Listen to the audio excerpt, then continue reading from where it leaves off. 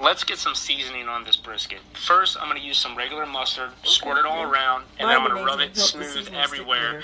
And what I'm doing is just getting it on as a binder, and that's going to help the seasoning stick to it, absorb into the meat, and form a nice crust. And when you do use a seasoning, make sure you use something that's heavily concentrated around salt and pepper. Okay, that's really all you need for a brisket. All I see is black pepper, though, is what I'm saying. And help form a bark and get maximum flavor out of it. You want to cover every single inch of it and then pat it in. How you get maximum flavor when all you just added is black pepper, a touch of salt, and that's it?